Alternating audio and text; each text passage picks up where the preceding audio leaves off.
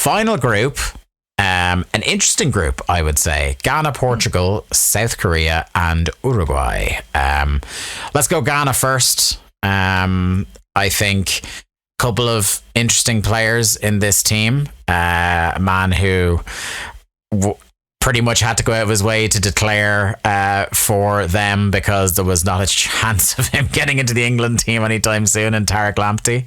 Yeah, although ironically, with the injuries we've had pre-tournament, he might have gotten there legitimately. Yeah.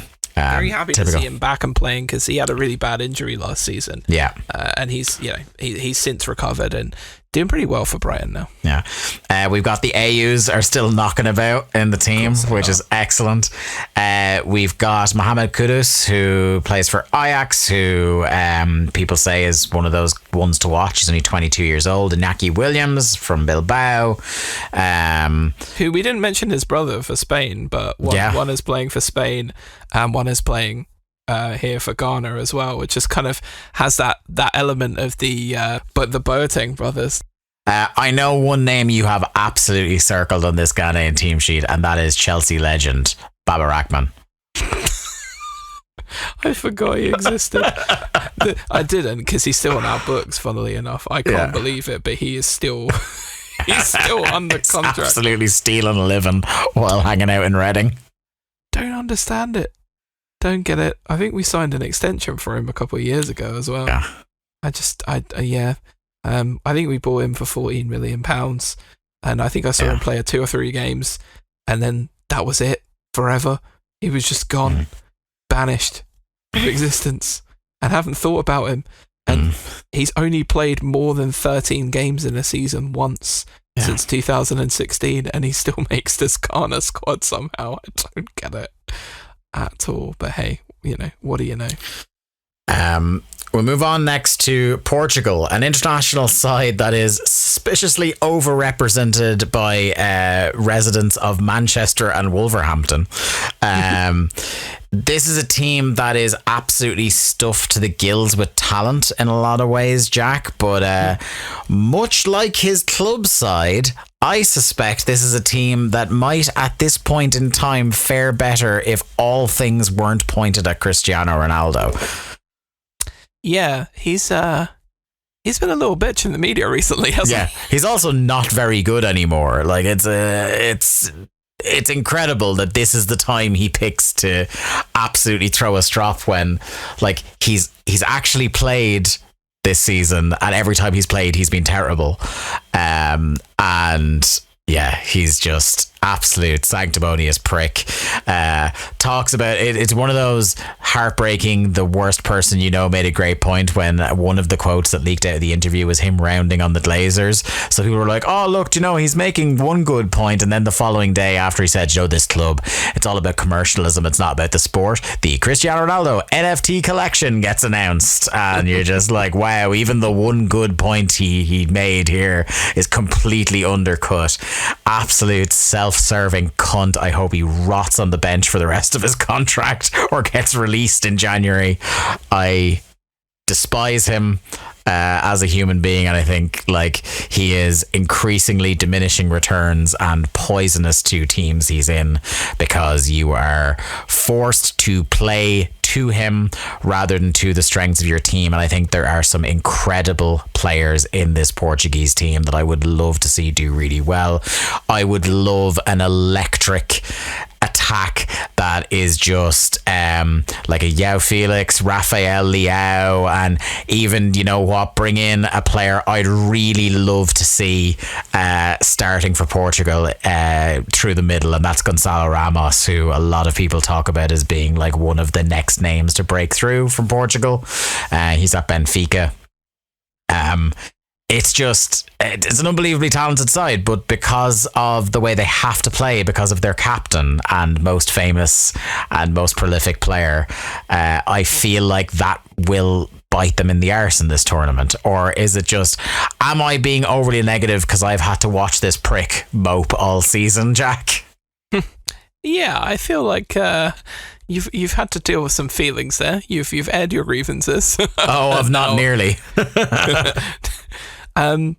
the best 3-man goalkeeping roster in the tournament, I would say, in Patricio, Jose Sá, and Diogo Costa, who probably ends up in a Man United shirt at some point, I would imagine. One would have to hope. Yeah, but we've buried the lead. He's here. He's 39. It's known bastard Pepe. Yeah, boy. Still in the Portugal squad. I feel like every time we do one of these previews, is this the last ride for Pepe? The answer is no, buddy. Yeah. He's still here. Probably, I don't know if he starts alongside Ruben Diaz. Yeah. Possibly.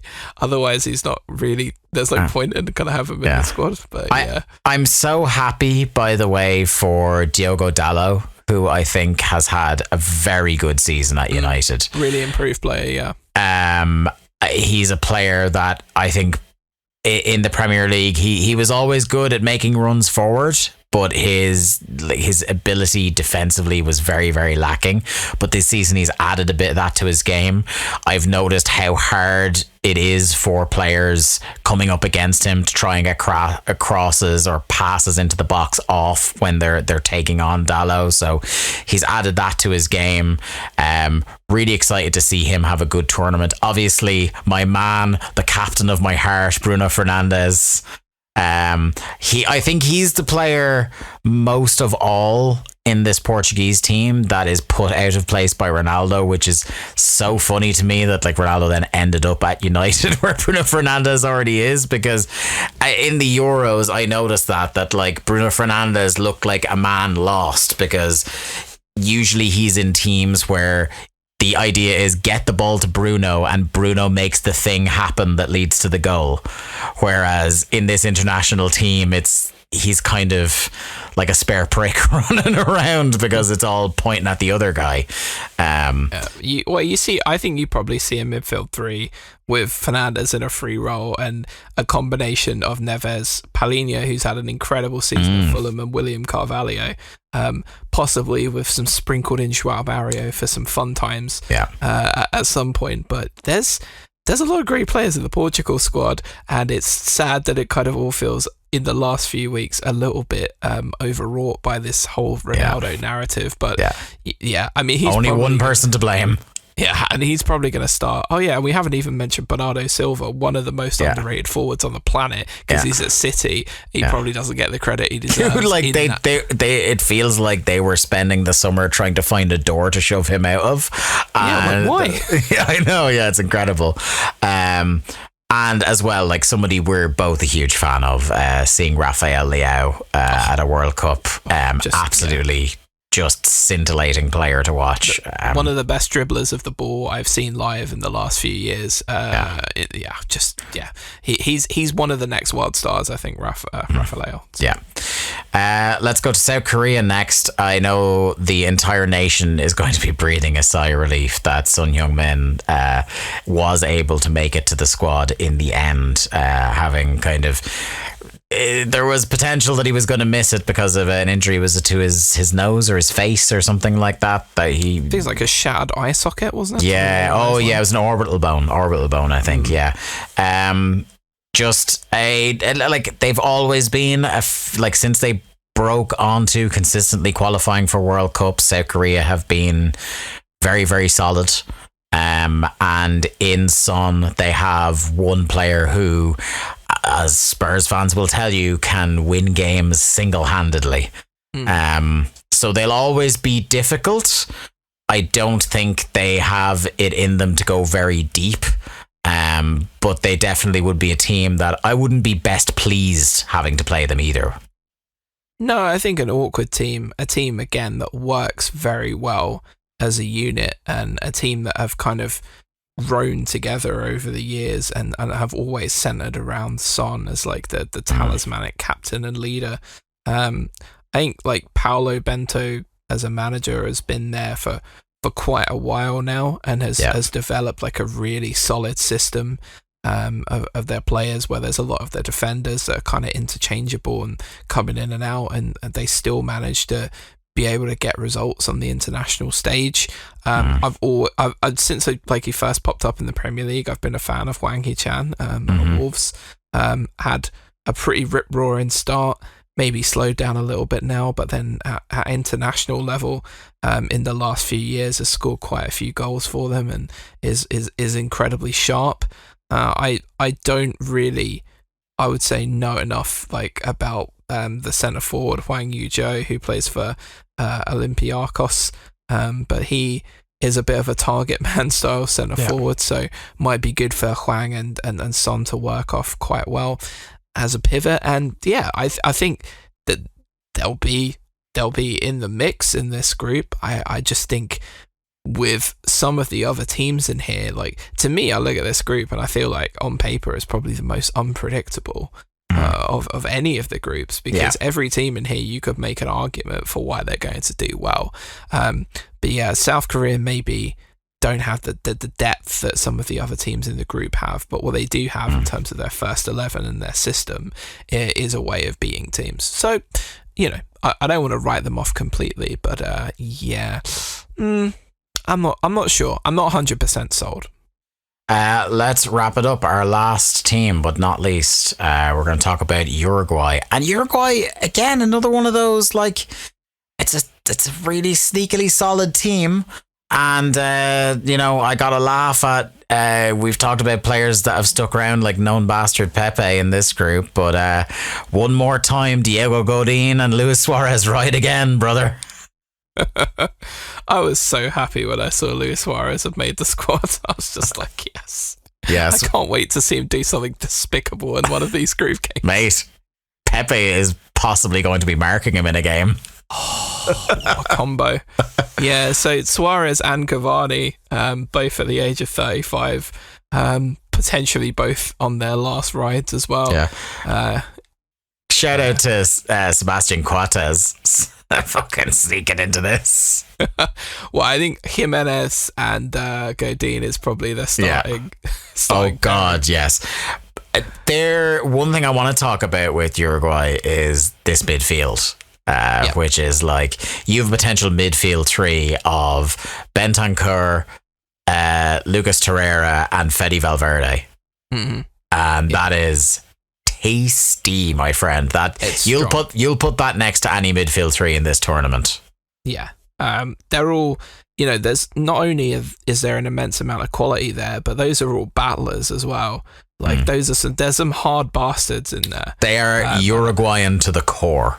Absolutely, yeah. Very, very stereotypically Uruguayan. And Bentancur in the last couple of months has really taken a step up for me. The early promise that we saw from him that got him the transfer to Juventus, he maybe didn't quite fulfill his full potential there, which is why Spurs kind of got him, a little bit on the cheap, and were able to bring in just spectacular amounts of quality from old Antonio, his contacts in Serie A with him and Kuliszewski in particular. What a pairing to just pull out in a January transfer window. But the last few weeks, not only is he his usual excellent passing technical self, but he started to add a few more goals into his game, which I think is kind of interesting because if you look at the squad, aside from Suarez and Cavani, who between them have scored more goals than about 50 of the FIFA ratified nations in their entire careers, there's not many goals in the rest of this team. So they do need somebody to support what is an aging forward pairing, and Darwin Núñez as well.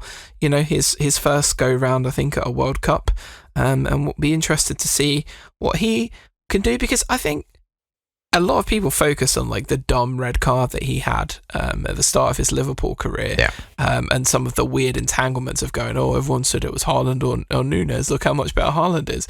But Núñez has been scoring some goals and setting some goals up for Liverpool, and has just been quietly ticking away, and has bagged 9 goals in 18 games for them. So I think that considers him a flop so far, I gotta say that ain't right. I think he's a good player. I think his bad start combined with Liverpool's lackluster season has probably kind of over-egged how bad he is. He is a very good player. I don't want him to be, but he is. We also have, I gotta say, from my own personal perspective, getting to see Facundo Pellistri play in a World Cup for Uruguay before I get to see him play a single competitive game for Manchester United is very funny. He has not played one competitive game for us in spite of being signed since 2020. He's been out on loan at Alaves twice. He has played in 2 pre-season friendlies for United, scored in both of them. Apparently we don't rate him enough to ever play him, but he was rated enough by Uruguay to not only get into the World Cup squad but get the number 8 shirt. Wow.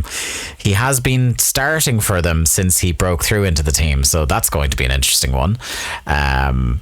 Get to see what he's about finally. But let's rank our final group here. And again, like you said, this might be the toughest, where we just have to kind of just pick some teams. I want to say, I mean, it's kind of hard to not say Portugal, number 1. Agree. And I'm going to go Uruguay. Portugal, Uruguay, Ghana, South Korea. Yeah, I'll go for that.